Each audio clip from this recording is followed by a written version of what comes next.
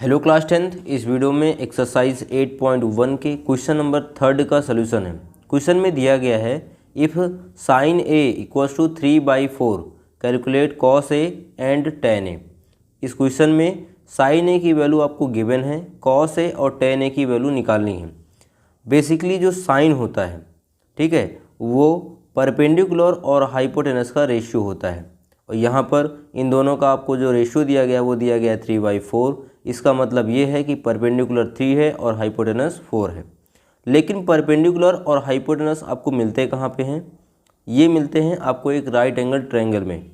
तो इसके लिए आपको एक राइट एंगल ट्रायंगल की रिक्वायरमेंट होगी, इसलिए हमने यहाँ पर लेट किया एक राइट एंगल ट्रायंगल ABC, जिसमें B जो है वो राइट एंगल है, मतलब 90 डिग्री है। तो 90 डिग्री के जो सामने वाली साइड होती है वो हाइपोटेनस होती है। तो यहाँ पर AC हो जाएगा हाइपोटेनस, ठीक है।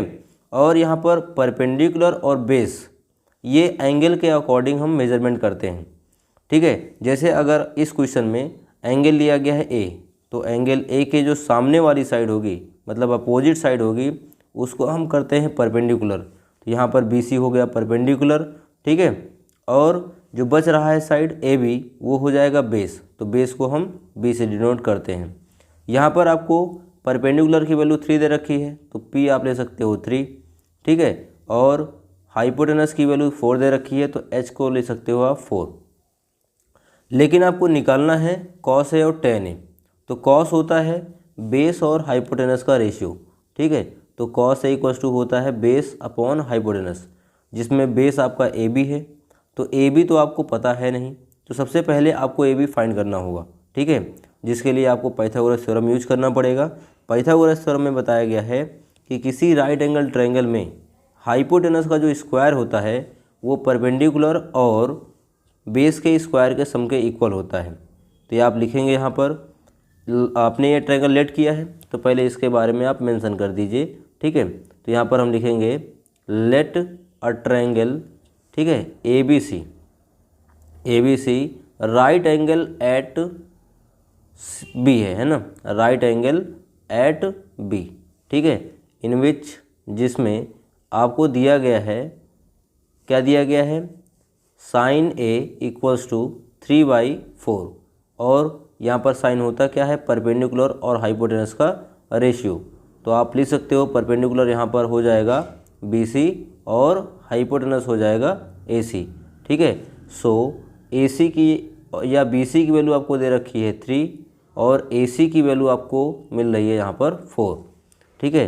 नाउ अब आपको निकालना है AB की वैल्यू। तो आप लिख सकते हो AC square equals to, perpendicular आप ले लीजिए AB। अगर आप जनरली एक राइट एंगल ट्रायंगल की बात करते हो तो परपेंडिकुलर और बेस कुछ भी ले सकते हो, लेकिन जब हम पर्टिकुलर रेशियो निकालते हैं तब वहाँ पर आपको, ठीक है, फिक्स होता है कि आपको परपेंडिकुलर बेस या हाइपोटेनस क्या लेना है। तो यहाँ पर हम लिख सकते हैं AC हाइपोटेनस हो जाएगा। तो हाइपोटेनस का square equals to perpendicular AB square plus base BC square, ठीक है। ये किससे हुआ?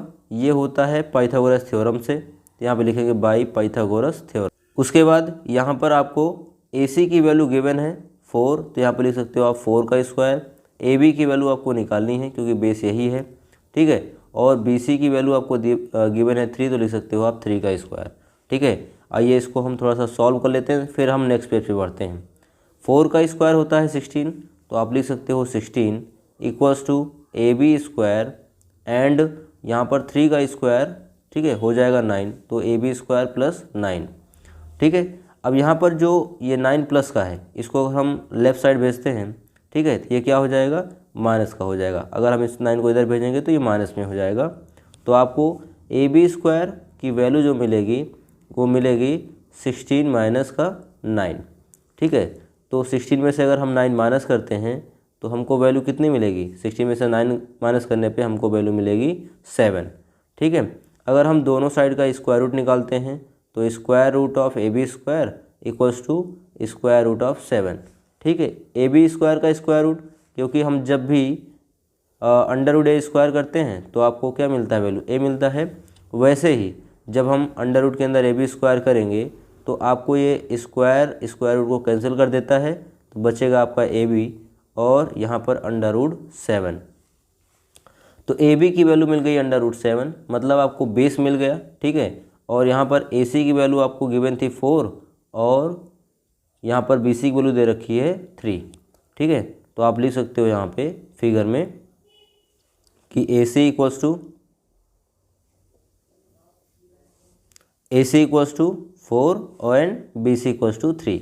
अब जो वैल्यू आपको फाइंड करनी है, आइए उस पर फोकस करते हैं। आपको निकालना है कॉस ए और टेन ए, ठीक। तो आप लिख सकते हो देयरफॉर कॉस ए की वैल्यू निकालनी है, तो कॉस ए इक्वल्स टू होता है बेस अपॉन हाइपोटेनस। तो बेस आपको गिवन है यहाँ पर ए बी और हाइपोटेनस आपको दिया गया है ए सी, ठीक है। तो ए बी की वैल्यू कितना दी गई है, ए बी की वैल्यू आपको अभी मिली है √7 और ए सी की वैल्यू आपको दी गई है 4। तो कॉस ए की वैल्यू हो जाएगी √7/4।